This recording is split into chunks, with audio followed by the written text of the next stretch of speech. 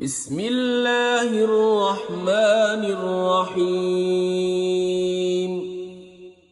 ياسين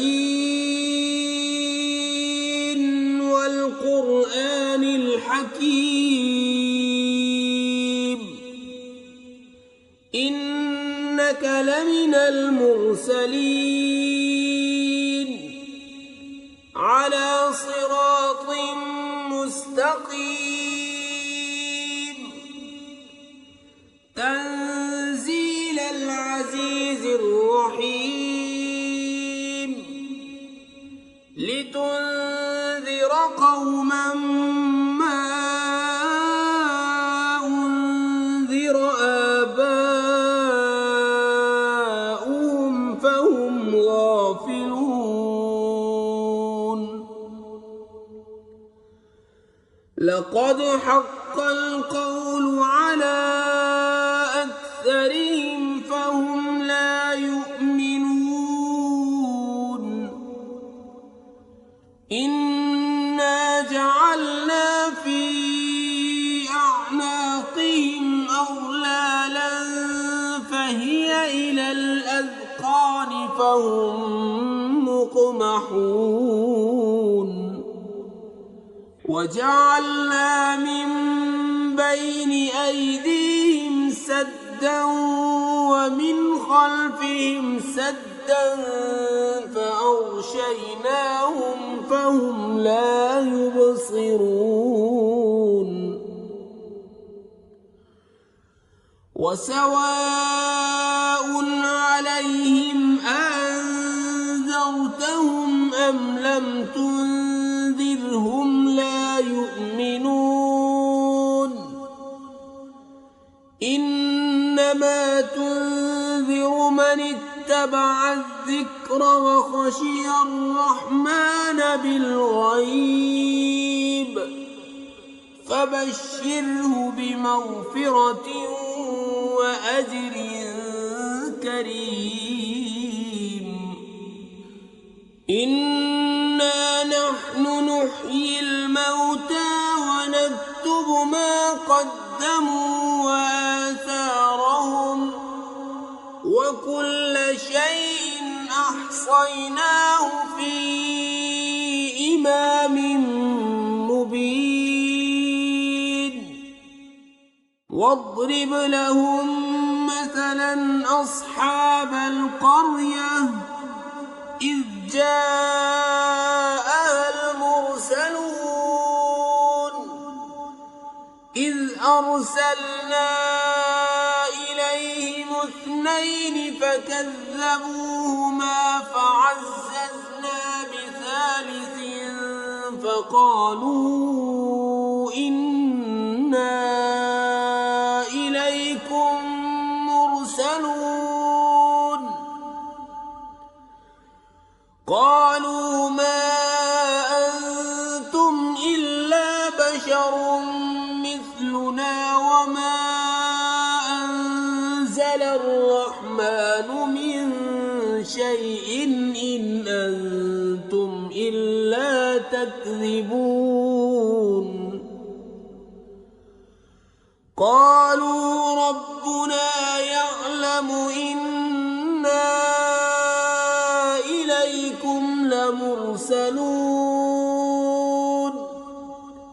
وما علينا إلا البلاغ المبين قالوا إنا تطيرنا بكم لئن لم تنتهوا لنرجمنكم وليمسنكم منا عذاب أليم قالوا طائركم معكم أئن ذكرتم بل أنتم قوم مسرفون وجاء من أقصى المدينة رجل يسعى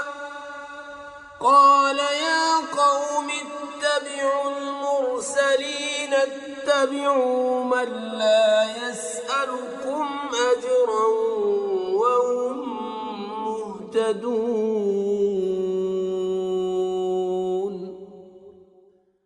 وما لي لا أعبد الذي فطرني وإليه ترجعون أأتخذ من دونه آلهة إن يردني الرحمن بضر لا تغن عني شفاعتهم شيئا ولا ينقذون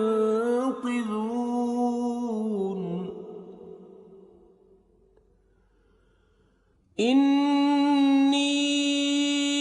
إذا لفي ضلال مبين إني آمنت بربكم فاسمعون قيل ادخل الجنة قال يا ليت قومي يعلمون بما غفر لي ربي وجعلني من المكرمين وما أنزلنا على قومه من بعده من جند من السماء وما كنا منزلين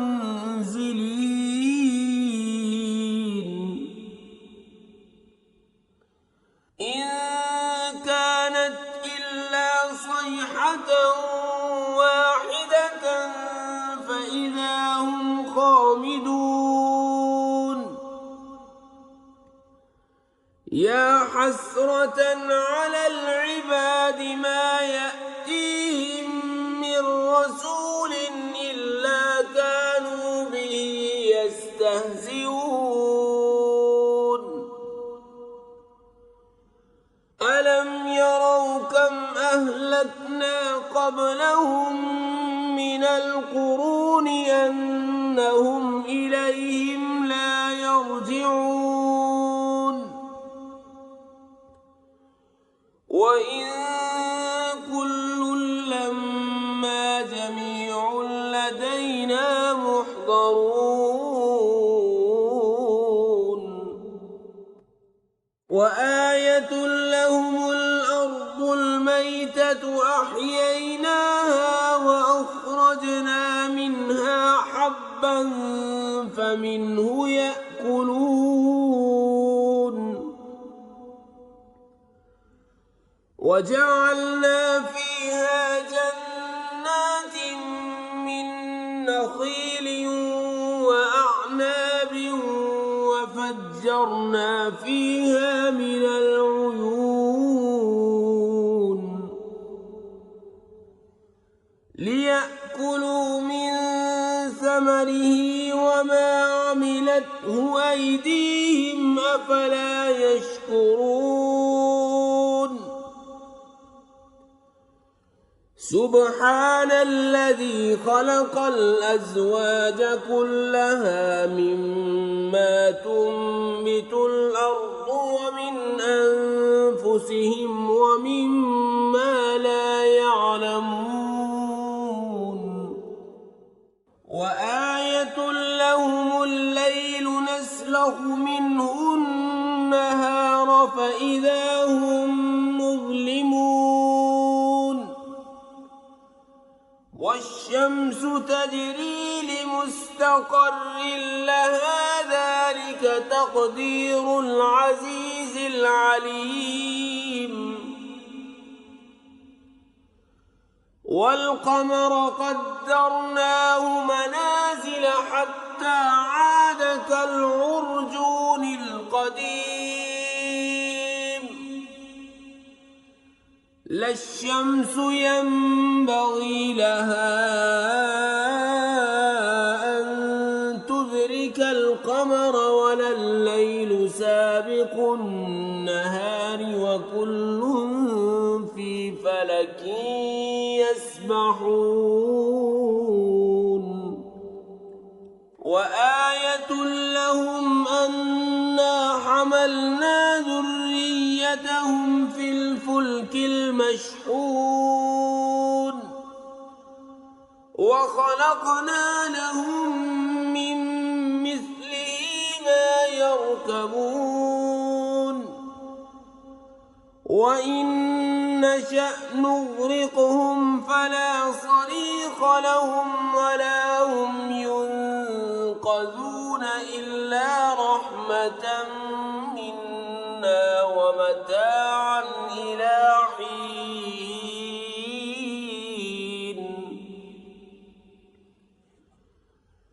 وإذا قيل لهم اتقوا ما بين أيديكم وما خلفكم لعلكم ترحمون وما تأتيهم من آية من آيات ربهم إلا كانوا عنها معرضين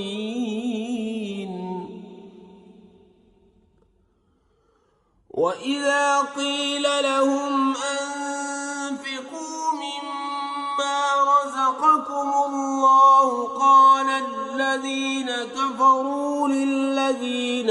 آمنوا أنطعم من لو يشاء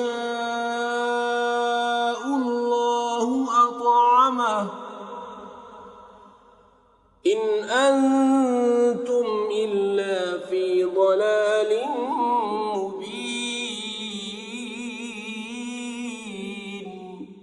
ويقولون متى هذا الوعد إن كنتم صادقين ما ينظرون إلا صيحة واحدة تأخذهم وهم يخصمون فلا يستطيعون توصية ولا إلى أهلهم يرجعون ونفخ في الصور فإذا هم من الأجداث إلى ربهم ينسلون قالوا يا ويلنا من بعثنا من مرقدنا هذا ما وعد الرحمن وصدق المرسلون إن كانت إلا صيحة واحدة فإذا هم جميع لدينا محضرون فاليوم لا تظلم نفس شيئا ولا تجزون إلا ما كنتم تعملون إن أصحاب الجنة اليوم في شغل فاكهون هم وأزواجهم في ظلال على الأرائك متكئون لهم فيها فاكهة ولهم ما يدعون سلام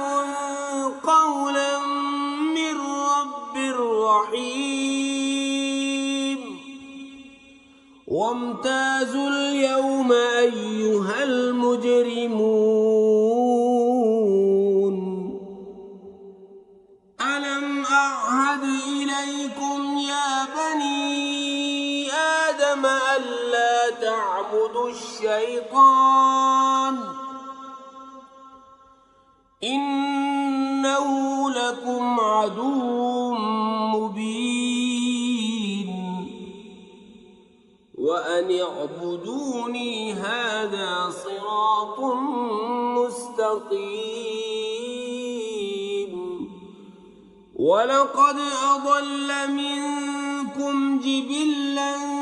كثيرا أفلم تكونوا تعقلون هذه جهنم التي كنتم توعدون اصلوها اليوم بما كنتم تكفرون اليوم نختم على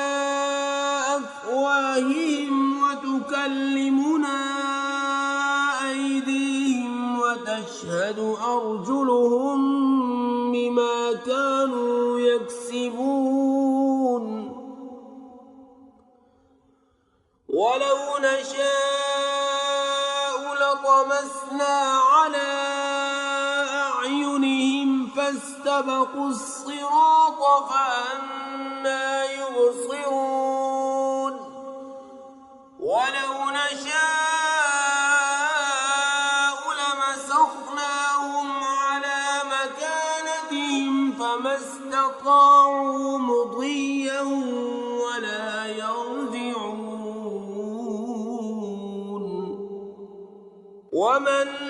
نعمره ننكسه في الخلق أفلا يعقلون وما علمناه الشعر وما ينبغي له إن هو إلا ذكر وقرآن مبين لينذر من كان حيا ويحق القول على الكافرين أولم يروا أنا خلقنا لهم مما عملت أيدينا أنعاما فهم لها مالكون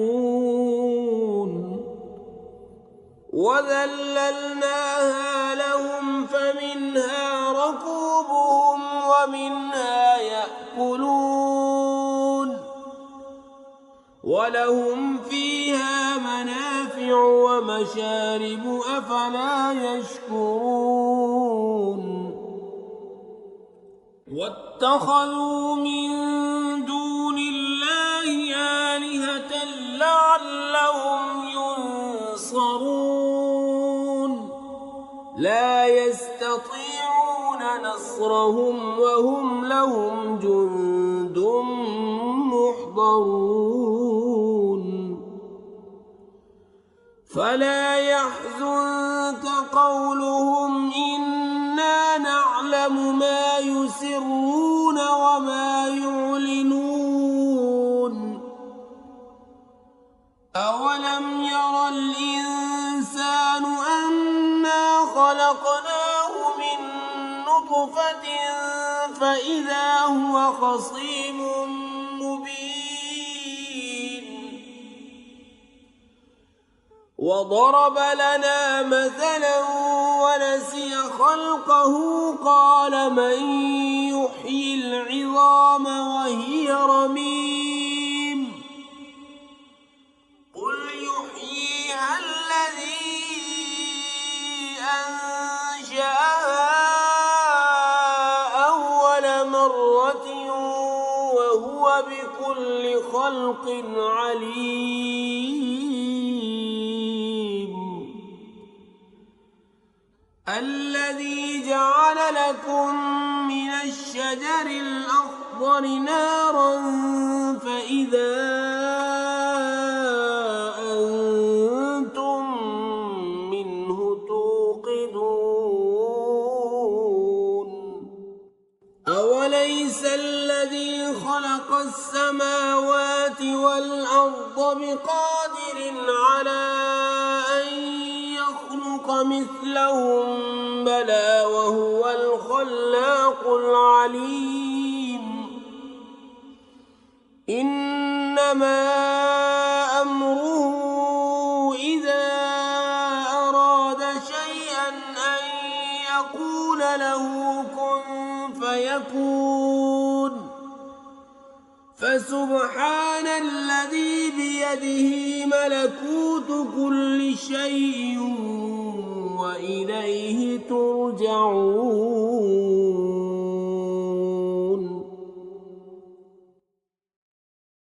بسم الله الرحمن الرحيم.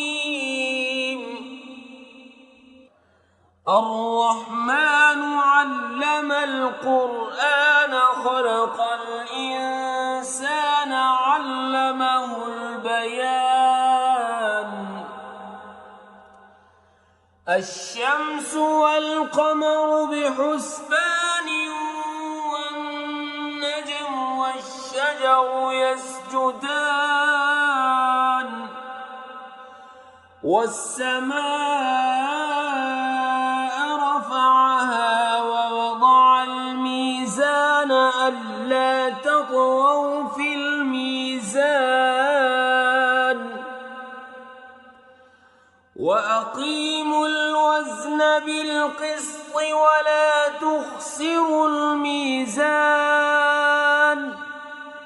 والأرض وضعها للأنام فيها فاكهة والنخل ذات الأكمام والحب ذو العصف والريحان فبأي آلاء ربكما تكذبان.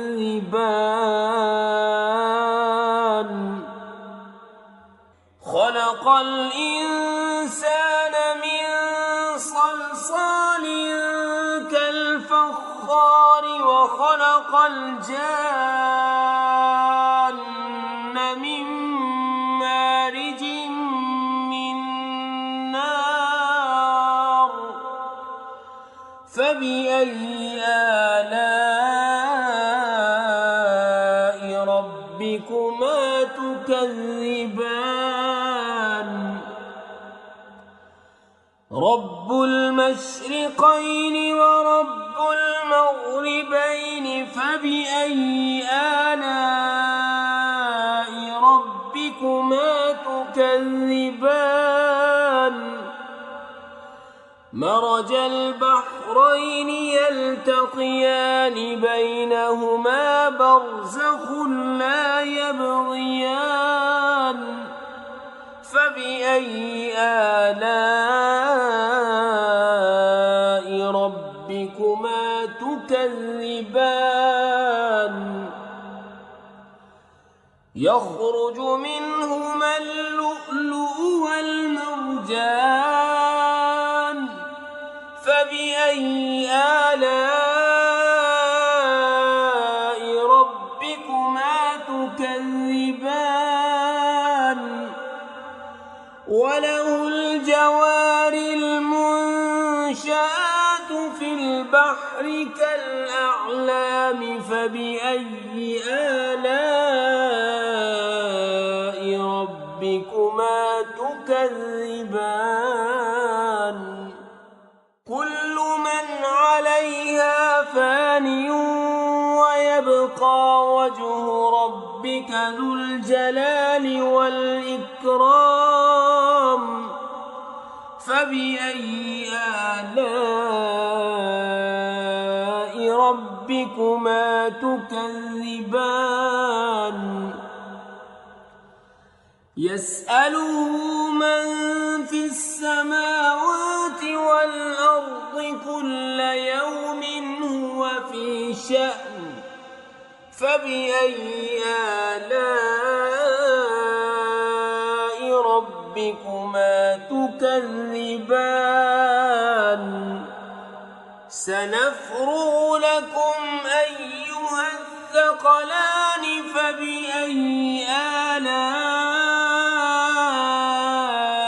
ربكما تكذبان. يا معشر الجن والإنس إن استطعتم أن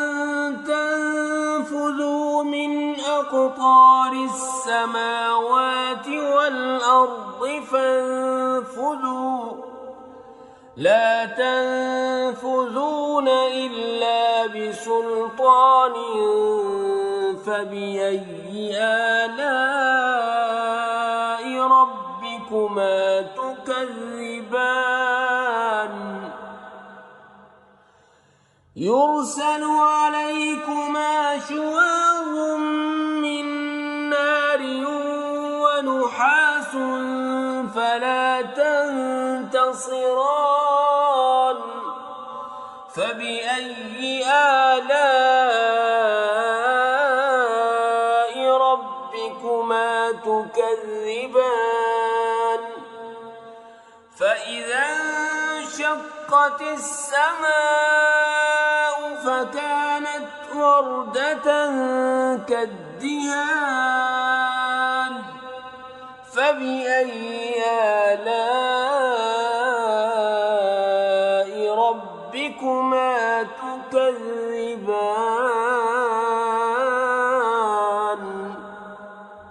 فيومئذ لا يسأل عن ذنبه إنس ولا جان فبأي آلاء ربكما تكذبان يعرف المجرمون بسيماهم فيؤخذ بالنواصي والأقدام فبأي آلاء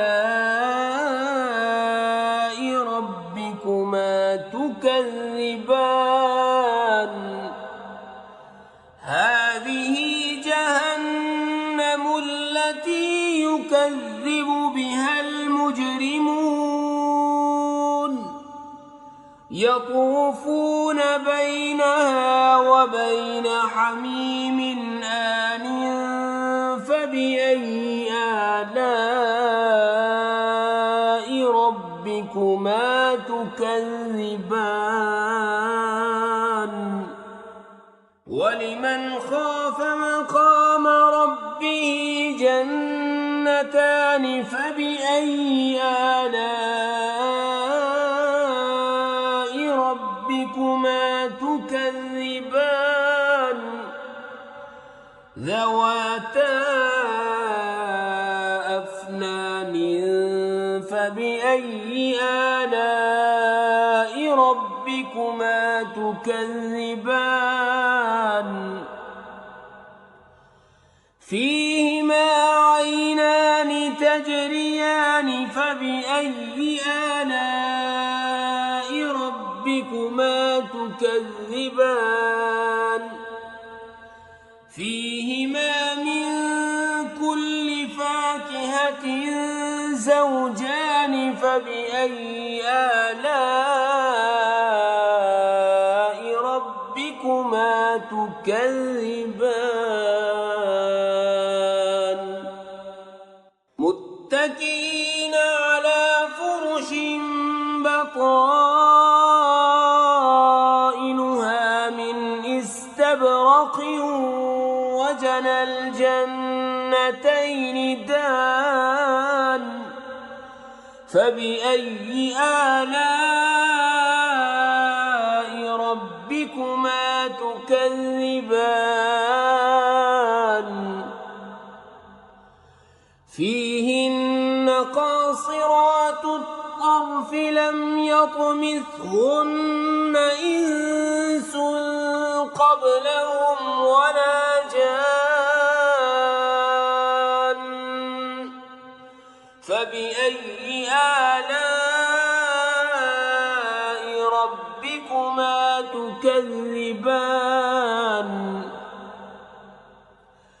كأنهن الياقوت والمرجان فبأي آلاء ربكما تكذبان هل جزاء الإحسان إلا الإحسان فبأي آلاء ربكما تكذبان تكذبان ومن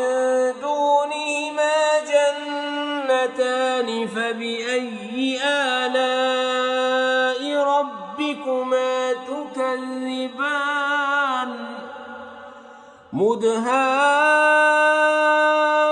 مدهامتان فبأي آلاء ربكما تكذبان فيهما عينان نضاختان فبأي آلاء ربكما تكذبان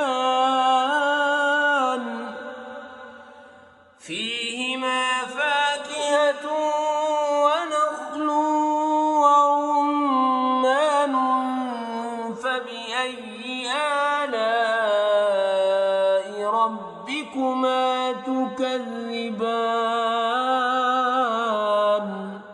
فيهن خيرات حسان فبأي آلاء ربكما تكذبان حور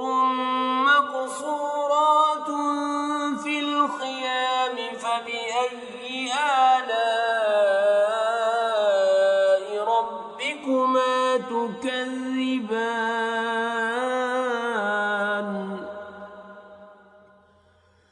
لم يطمثهن إنس قبلهم ولا جان فبأي آلاء ربكما تكذبان متكئين على رفرف خضر وعبقري حسان فبأي آلاء ربكما تكذبان تبارك اسم ربك ذي الجلال والإكرام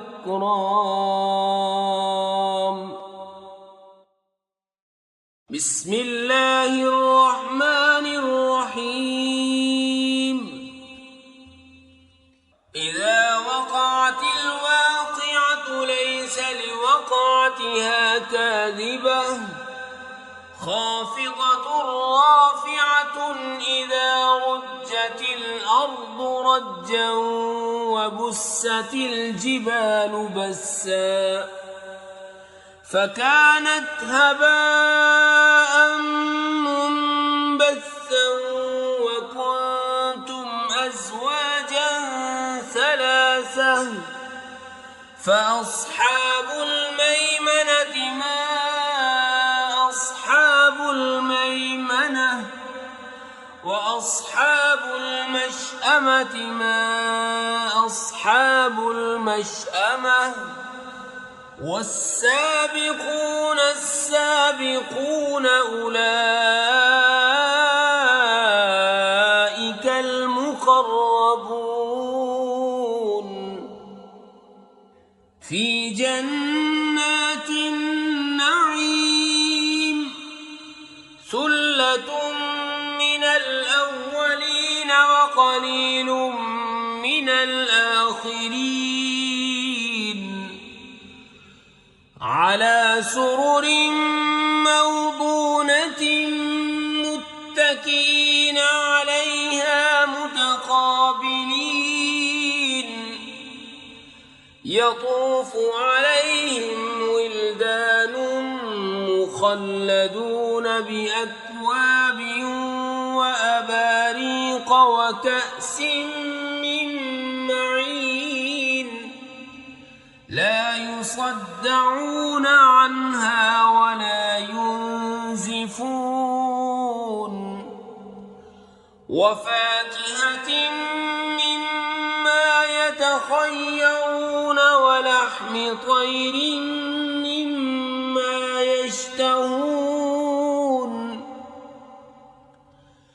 وحور عين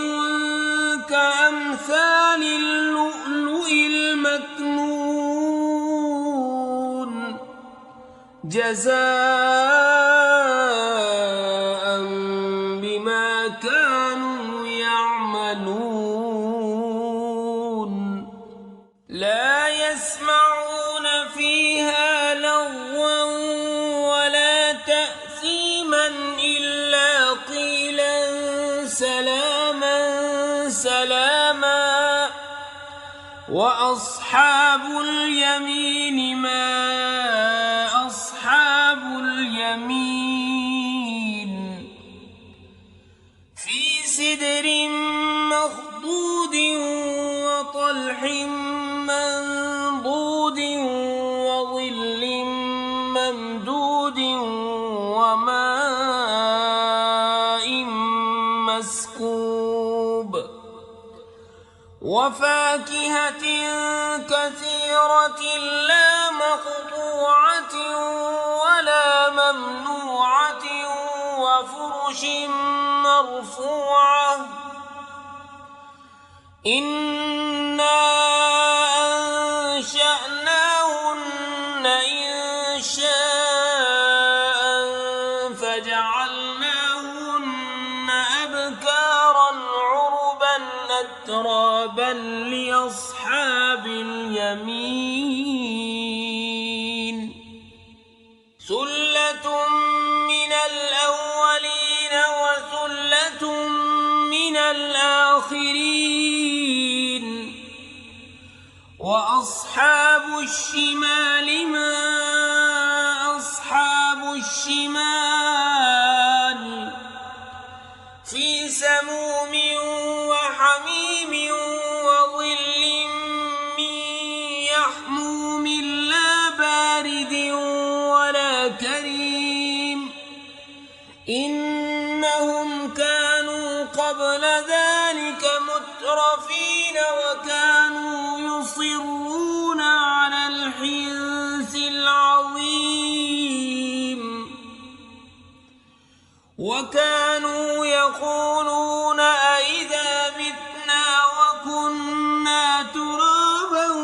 وعظاما أئنا لمبعوثون أو آباؤنا الأولون قل إن الأولين والآخرين لمجموعون إلى ميقات يوم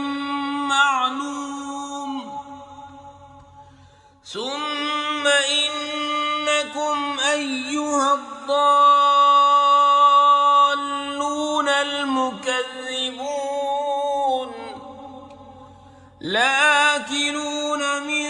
شجر من زقوم فمالئون منها البطون فشاربون عليه من الحميم فشاربون شرب الهيم هذا نزلهم يوم الدين نحن خلقناكم فلولا تصدقون أفرأيتم ما تمنون أأنتم تخلقونه أم نحن الخالقون نحن قدرنا بينكم الموت وما نحن بمسبوقين على أن نبدل أمثالكم وننشئكم فيما لا تعلمون ولقد علمتم النشأة الأولى فلولا تذكرون أفرأيتم ما تحرثون أأنتم تزرعونه أم نحن الزارعون لو نشاء لجعلناه حطاما فظلتم تفكهون إنا لمغرمون بل نحن محرومون أفرأيتم الماء الذي تشربون أأنتم أنزلتموه من المزن أم نحن المنزلون لو نشاء جعلناه أجاجا فلولا تشكرون أفرأيتم النار التي تورون أأنتم أنشأتم شجرتها أم نحن المنشئون نحن جعلناها تذكرة ومتاعا للمقوين فسبح باسم ربك العظيم فلا أقسم بمواقع النجوم وإنه لقسم لو تعلمون عظيم إنه لقرآن كريم في كتاب مكنون لا يمسه إلا المطهرون تنزيل من رب العالمين أفبهذا الحديث أنتم مدهنون وتجعلون رزقكم أنكم تكذبون فلولا إذا بلغت الحلقوم وأنتم حينئذ تنظرون ونحن أقرب إليه منكم ولكن لا تبصرون فلولا إن كنتم غير مدينين ترجعونها إن كنتم صادقين فأما إن كان من المقربين فروح وريحان وجنة نعيم وأما إن كان من أصحاب اليمين فسلام لك من أصحاب اليمين وأما إن كان من المكذبين الضالين فنزل من حميم وتصلية جحيم إن هذا لهو حق اليقين فسبح باسم ربك العظيم بسم الله الرحمن الرحيم تبارك الذي بيده الملك وهو على كل شيء قدير الذي خلق الموت والحياة ليبلوكم أيكم أحسن عملا وهو العزيز الغفور الذي خلق 7 سماوات طباقا ما ترى في خلق الرحمن من تفاوت فارجع البصر هل ترى من فطور ثم ارجع البصر كرتين ينقلب إليك البصر خاسئا وهو حسير ولقد زينا السماء الدنيا بمصابيح وجعلناها رجوما للشياطين وأعتدنا لهم عذاب السعير وللذين كفروا بربهم عذاب جهنم وبئس المصير إذا ألقوا فيها سمعوا لها شهيقا وهي تفور تكاد تميز من الغيظ كلما ألقي فيها فوج سألهم خزنتها ألم يأتكم نذير قالوا بلى قد جاءنا نذير فكذبنا وقلنا ما نزل الله من شيء إن أنتم إلا في ضلال كبير وقالوا لو كنا نسمع أو نعقل ما كنا في أصحاب السعير فاعترفوا بذنبهم فسحقا لأصحاب السعير إن الذين يخشون ربهم بالغيب لهم مغفرة وأجر كبير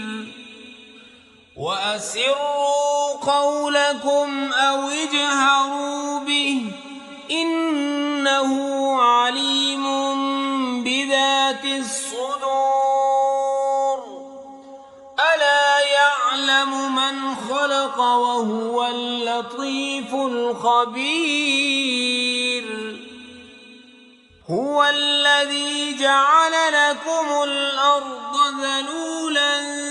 فامشوا في مناكبها وكلوا من رزقه وإليه النشور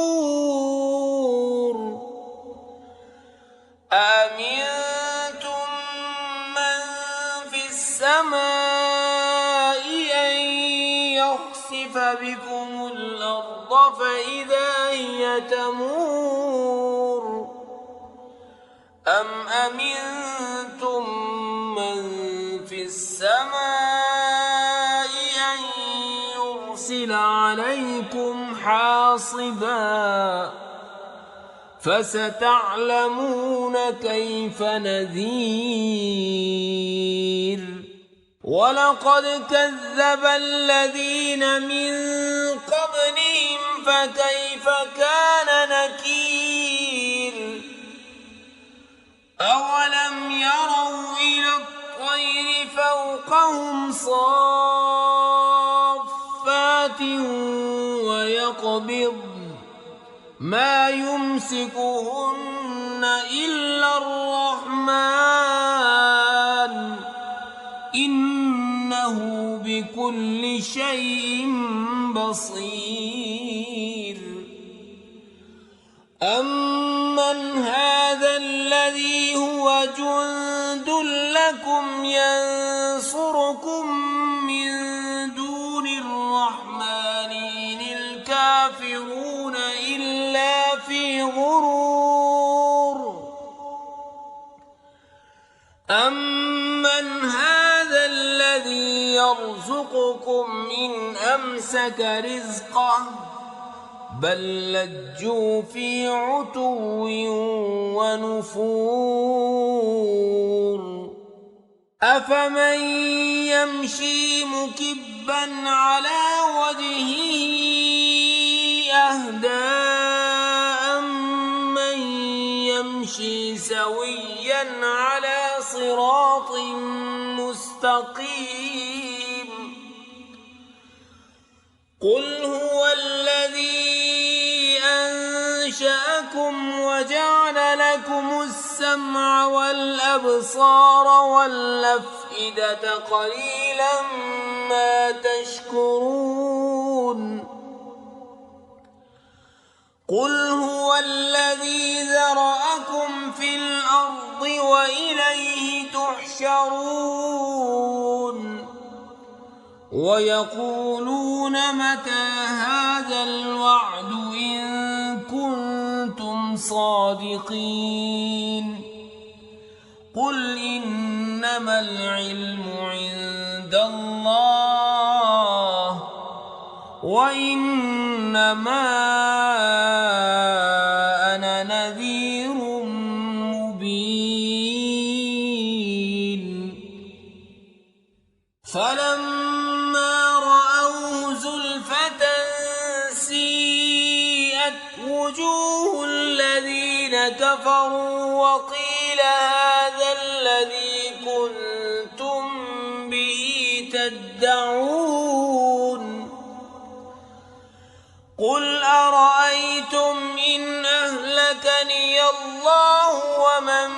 معي أو رحمنا فمن يجير الكافرين من عذاب أليم قل هو الرحمن آمنا به وعليه توكلنا فستعلمون من هو في ضلال مبين قل أرأيتم إن أصبح ماؤكم غورا فمن يأتيكم بماء معين بسم الله الرحمن الرحيم يا أيها المزمل قم الليل إلا قليلا نصفه أو انقص منه قليلا أو زد عليه ورتل القرآن ترتيلا إنا سنلقي عليك قولا ثقيلا إن ناشئة الليل هي أشد وطئا وأقوم قيلا إن لك في النهار سبحا طويلا واذكر اسم ربك وتبتل إليه تبتيلا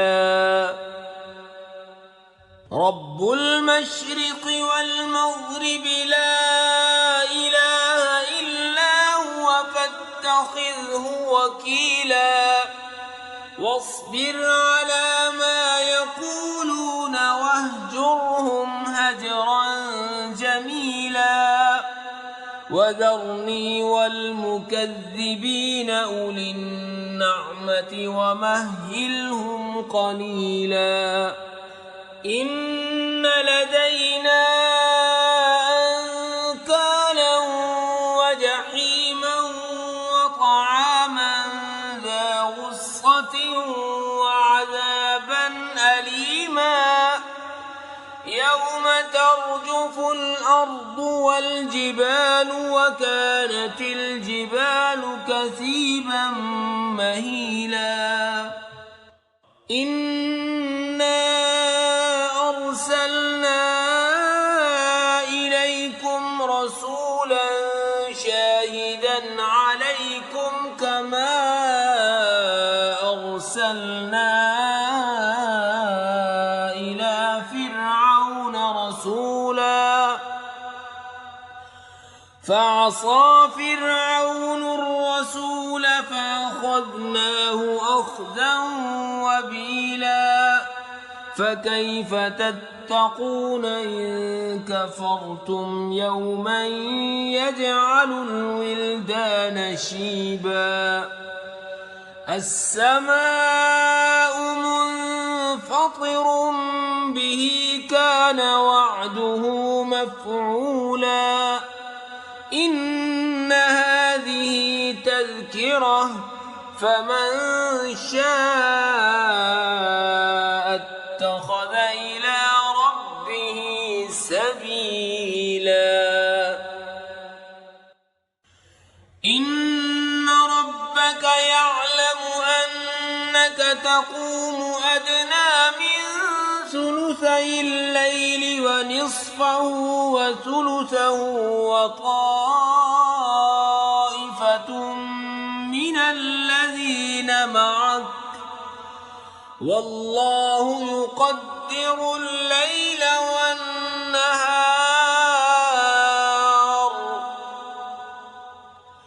علم أن لن تحصوه فتاب عليكم فاقرؤوا ما تيسر من القرآن علم أن سيكون منكم مرضى وآخرون يضربون في الأرض يبتغون من فضل الله وآخرون يقاتلون في سبيل الله فاقرؤوا ما تيسر منه وأقيموا الصلاة وآتوا الزكاة وأقرضوا الله قرضا حسنا